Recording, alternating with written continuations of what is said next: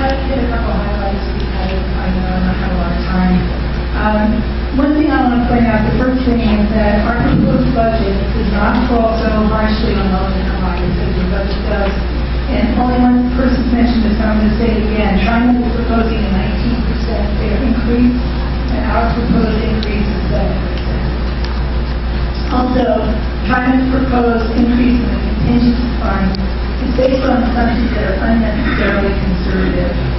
Essentially, Trimet is increasing their security blanket at the expense of riders. Does Trimet really need an extra $5 million in the bank, or do riders need some money in their pockets? Trimet is saving in case of an emergency, but low-income riders are already living in an economic emergency, and they need relief right now. Trimet's proposal decreases ridership by over 1 million rides. Our proposal will add 300,000 new trips. Our proposal is much more in line with Trimet's goals of environmental sustainability than is Trimet's proposal. And where are the goals of racial and economic justice in Trimet's proposal? Low-income people, as the article recently showed, are being pushed toward the outskirts of the city. They are increasingly distanced from shopping, from work, and from social services. Fare increases and service cuts deny racial and economic justice to those people. Our proposed budget extends the transfer time to 3 hours for all single-fare purchases and creates discount ticket books to address the needs of low-income riders. They cannot afford to plunk down $90 to $100 for a monthly pass. They are much more likely to be single-ticket riders. Our proposals for discount tickets and 3-hour transfers offset some of the burden of the fare increase, and I wanted to highlight that today. I'd like to take 30 seconds to make one point about reading into the budget, and that is this. In your own ordinance, 323, it says, the board may choose to not conduct a second reading and not adopt ordinance number 323 and give additional direction to staff for changes. Ask for the ordinance to be modified accordingly and schedule another first reading. That is what we are asking you to do today. If you had a board meeting last month, we would have had time for public comment. It's not our fault that we haven't introduced it today.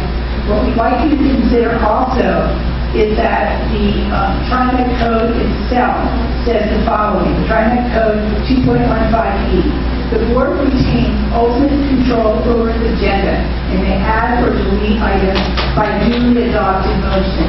Please consider our proposal to be a potential amendment to Ordinance 323 and consider it today. Al and Lynn up now, and then coming up is Yolanda Cabrera and Myrna Booker. Thank you. Good morning or good afternoon. Mr. Warren, actually the same thing I asked Mr. Van Bergen, who is sitting in that field there, and that is this. Is there going to be a time that the board of directors says no to the general manager of Trimet? I've been watching things for years in this company. They never say no. The board never says no. Is there ever going to be a time when you say no to the general manager, whether it's Neil or Fred or whoever's doing that show? We never see anything coming out of this board. And I should see the rest of my time for reading of the old proposal into your record.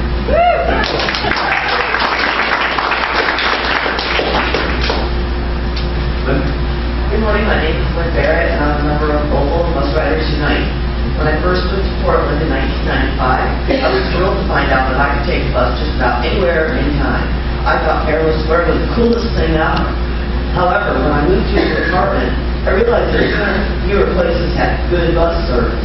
I discovered that each year, there were more and more cuts to service, even on major lines like the 4 and the 9. Every service change is disruptive. It means more waiting, more transfers, more walking, and more misconnections. This meant less job security, more lost time, and more missed opportunities. I cannot afford to lose any opportunities. I don't have the luxury of a permanent job, a full-time job, or any job, period. My unemployment is done. As a result, I have very little security in most areas of my life, like housing and finance. I don't get to have a security blanket. On many days, the bus is my security blanket. It's my lifeline that connects me to opportunity. I can't afford to pay any more of my limited money for less and less service, while you put that money away for your rainy day fund. Guess what? It's been raining in my world for a long time. I've been out organizing, talking to bus riders, and what I hear is a lot of cynicism, distrust, and hopelessness. We need a reason to believe again. We want to believe that you have our best interests at heart and that you're really hearing us. The bottom line is that you have the power to help tens of thousands of bus riders' lives by keeping fares affordable and increasing service. I demand that you read Opal's alternative budget proposal into the record so that you can genuinely consider it and preserve our civil right to clean, safe, and affordable public transit. Please do it today. We're counting on you. Thank you very much.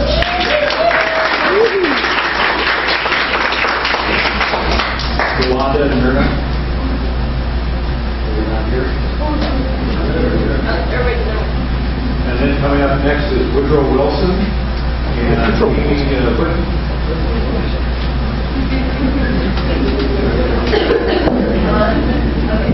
Good morning, Board. My name is Myrna, and I am here representing Trimet,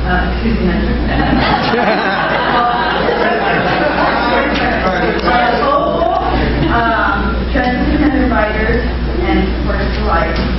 So today is to express my concern as to how your budget proposal will affect transit riders.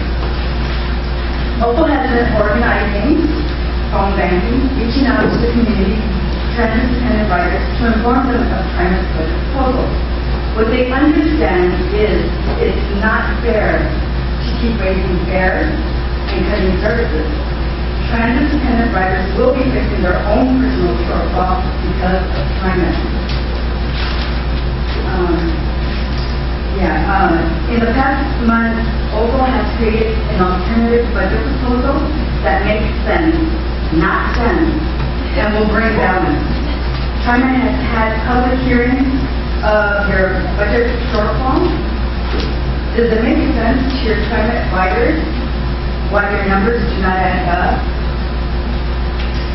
You continue to raise the cost of fares only to keep taking from the vulnerable people who make your daily boarding.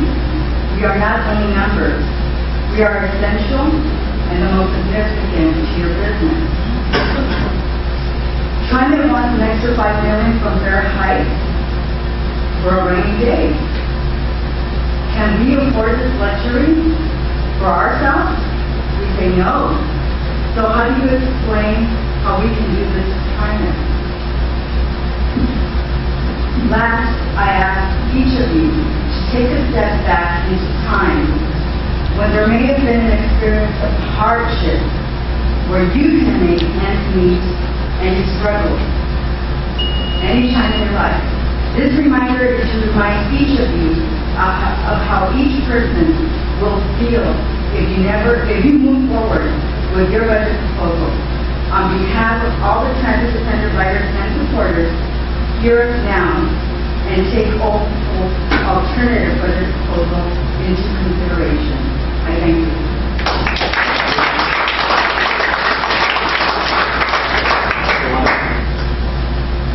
Hola, estoy aquí como una representadora de Yolanda Carrera, una miembro de la comunidad Vía de Claravista en Noreste, Colombia. Hello, my name is Sarah Epstein. I'm a public health student in the master's school of community health, and I'm representing Yolanda Carrera today. She is from the community of Villa de Claravista in Northeast Portland. Ella no pudieron hablar con ustedes aquí porque ella necesitaba sacar sus hijos. Ella estaba aquí temprano, pero necesitaba salir. She was here early today, but she had to leave because she had to go pick up her children as it is the last day of school for her public school today. Muchos de la comunidad no pudieron tener sus cosas aquí porque trabajar es una necesidad económica. No es una opción. Many people in the community cannot be here today because working is one option, it's a necessity. Ella me dijo que para su comunidad aquí no siente que están recibiendo respeto de los choferes, especialmente con los hijos, los con hijos. La comunidad en Noreste preparó esta declaración. She told me that her community, especially the Latino community, they do not feel that they are receiving respect and the trust of the Trimet board and the Trimet community, especially of the drivers. And she's speaking on behalf of those with very many children. She has personally received requests from drivers to ask their children to stop driving. Here I have a declaration from the community of Northeast Cully. They have 36 signatures here. It says the Northeast Cully community members want to express our disagreement and frustration in regards to the increase of Trimet services, an increase in bus fare for adults, and new services cut. Changing route frequency services are unfair to deal for all bus riders to deal with. We want to urge all board members on behalf of this community and all bus riders to seriously consider our present economic situation before making a final decision. And on behalf of Mr. Patel, I'd like you to please sign up because I'm representing the community as well. Let me say I take offense to that. I am here this morning because I care a lot. I haven't had my eye repaired. I have to rest my eye. I cannot see, I hear you. Okay. Please do not pledge things like that without asking first. I was glad to read your answer. Thank you very much. Thank you very much.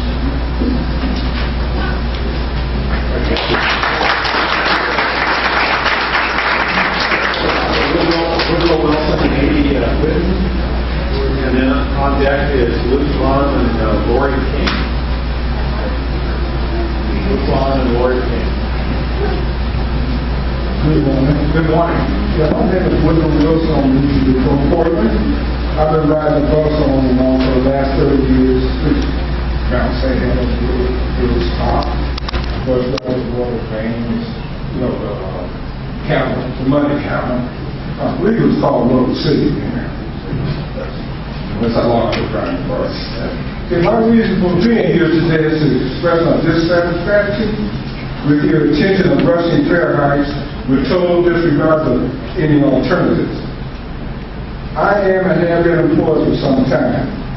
My budget is fixed. I'm not allowed such things as a cost of living increase. I have every confidence each and every one of you benefit from a cost of living increase on a more than regular basis. Until I get employed, the fare hike is going to leave me with hardship and emotional distress. I'm not getting any younger. This stress causes me medical issues and don't have insurance. I live on Social Security. I'm not fully employed at the moment. I can't afford a bus pass all at one time, so I usually buy all the pass that I ride every day. This costs me a lot of money just because I can't afford the price of a bus pass all at once to start of the month. Higher fare means that I will have to go start using my savings, which will cause more of a hardship.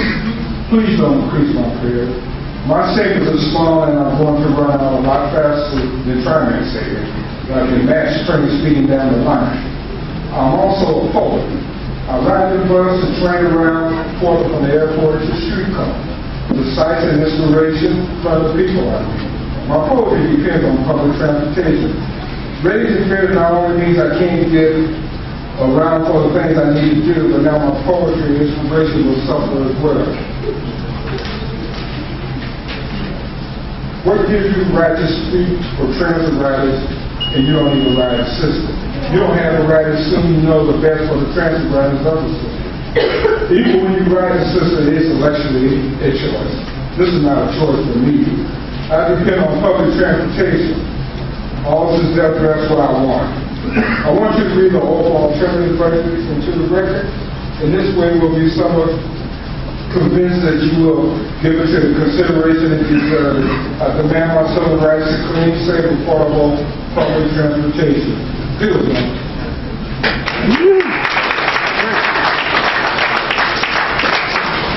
Is Amy not available? What's the last name? Yes. Oh, there it is. So there you go. Thank you. What's that? WH? I'm sorry. Hi, my name is Amy Lubico. I'm here in solidarity with independent riders, but I am also a professor of sociology at Portland State University. As a sociologist, I'm here today to voice my concerns over how Trimet's proposed fare changes will negatively impact the health and well-being of Portlanders, particularly those who are transit dependent. I recently moved to Portland from Boston, where earlier this year the Mass Transit Authority passed fare hikes and service cuts similar to those you're proposing today. When these fare hikes were proposed, as a woman named Heather, I think, highlighted earlier, the Harvard School of Public Health conducted a health impact assessment to determine the health outcomes of such changes. Their findings suggest that a fare increase in service cuts, only slightly different than the one you're proposing today, would result in between 500 and 2,200 transit-intensive riders experiencing reduced access to health care. It would also, as a result of more riders choosing to drive, it would increase or add 68,000 additional tons of carbon dioxide emissions to the atmosphere, emissions that are linked to $1.5 million in additional healthcare costs related to asthma, chronic lung disease, and heart attacks just in the city of Boston. These estimates also suggest that as more drivers take to the road, a number of preventable deaths from automobile accidents will occur and will also contribute to an additional 70 persons being labeled obese annually as transit riders switch to driving. Although this is one study, I think it does highlight some very real unintended consequences of the decisions that you're making today. I know that Boston and Portland are not the same, but I really hope that this research shows you just how far-reaching the consequences of what you're deciding today are. I urge you to consider OPAL, the Bus Rider Union's alternative budget, and I hope that you will read it into the record. I know that Portland is now my adopted city, and I really hope that you'll take some lessons from Boston and do your best to improve services to the best of your ability, and make sure you don't make some of the same mistakes that Boston has made with their transit system. I think you have all the right people in the room to help you make that decision, and I encourage you to do so today.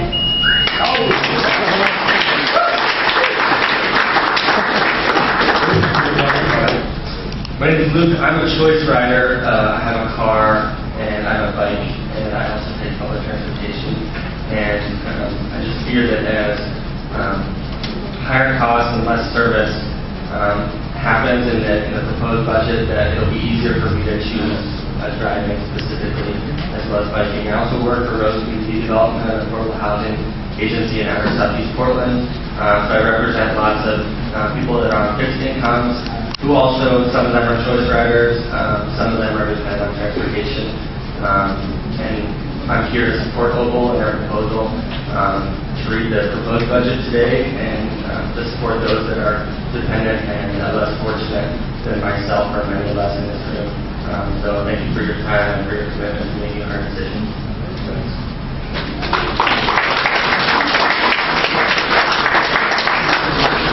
Lori King and Casey Jarney? Jarney. Okay, very good. Thank you.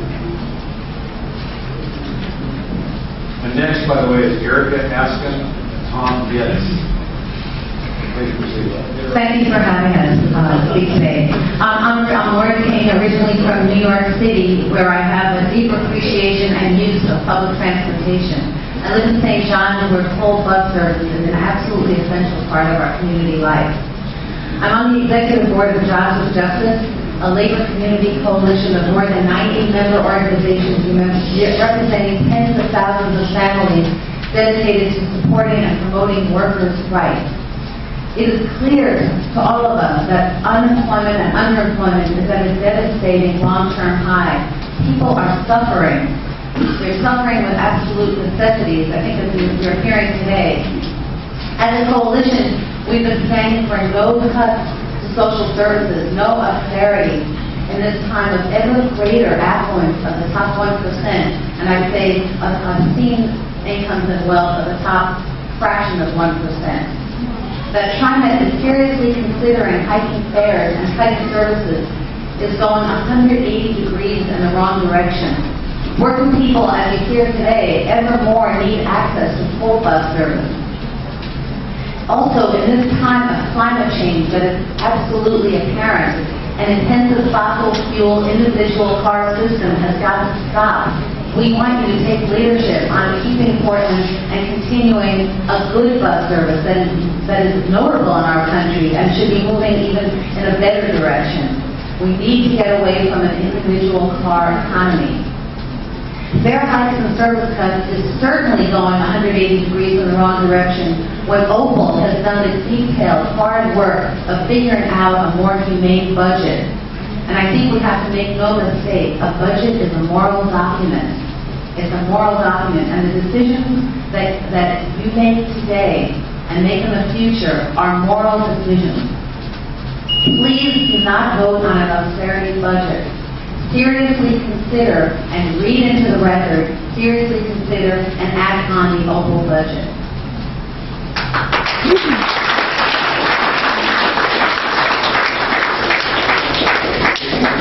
Good morning, Mr. Chair, and good morning, board members, and good morning to community members. My name is, for the record, my name is Casey Chama. I am the Executive Director of the Center for Intercultural Organizing. Before I start with my testimony, also I want to thank Mr. Neil and John Bell, who came to my office and met with me and had a discussion about the current situation that we are facing as a community. I'm not going to be adding any more than that has been said already, but I want to highlight a few other things. My organization serves immigrant refugee community members who, most of them, rely on public transportation. The first thing that the refugee population, when they arrive, the first thing that they do, they learn how to ride the bus. They learn how to ride the train. That is their first step for integration. I think there is no illusion that we're having a difficult time as a country, as a state, as a community. I think also that all of you committed, and some of you I know that I served and with different meetings and different stakeholder meetings. And I know you care. I know you care about equity. I think your statement and your website, the dedication of your dedication to equity is important. But I think also if you look back in this group today and see who is voicing consent, it's the low-income community, people of color, immigrant refugees. I think that's the equity equation. And I know that we have a difficult decision to make. But I think if you want to make your commitment to equity, I think we should stop for a minute and sit back and think about it. Let's not make a decision today. I think OPAL has been reasonable, and their proposal, I think it's equitable. I think by delaying your decision today, and I'm asking you, I'm urging you to consider their proposal so we can go back as a community and figure out where we can come together and make a decision that lets you back. I think 20% increase, it's really difficult for a lot of community members. And I think it's easy way to go out for us as a community as we're making decisions. That we sometimes just do what everybody else is doing, which is a fair increase, which impacts our economic development, which impacts people who are not able to take time to find jobs. All of this is economic development, and all about caring our most vulnerable population.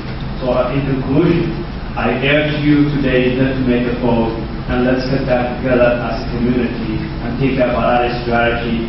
I know that OPAL wants the 20 million for 88 days, but I think the reality is that that's a difficult time to be having a 20 million rated days.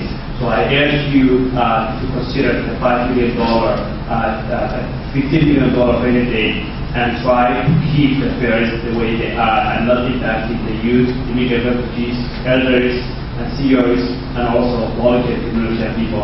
Thank you very much. Thank you.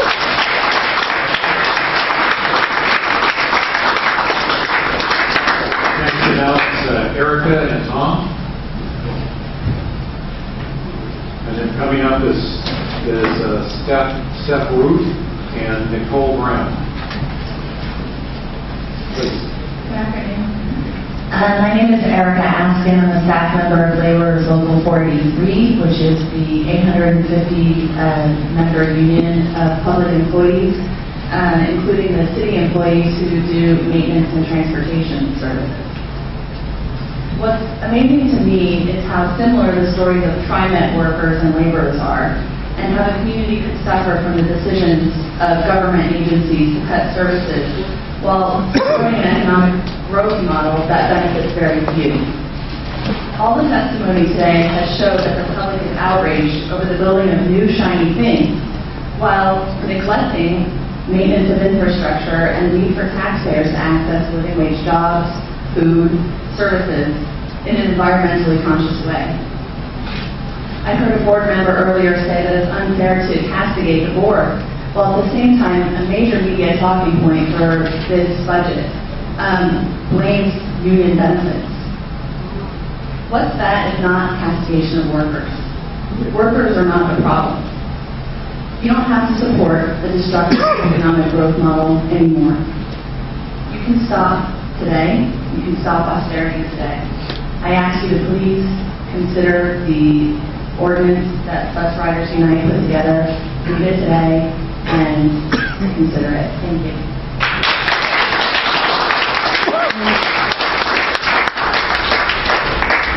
Hi, my name is Tom Yes. I'm kind of an oddball buddy today. I'm here to congratulate you. I'm here at the personal request of Mary Langman, who is the Hollywood Center manager of roads and fishes, in appreciation of you not raising fare hikes on our citizens, because it would have a deleterious effect on their food security questions. But I've also been delegated and elected as a spokesperson to deliver a petition signed by a number of senior citizens who assembled recently in the last couple of days. And this petition I would like to read to you as shown. We senior citizens assembled to petition the Trimet board to postpone or reject the proposed rate hikes. Now, the first part here, before I continue, I want to make clear that in no way should this be considered by the board or the public as a criticism of this board, because we respect the work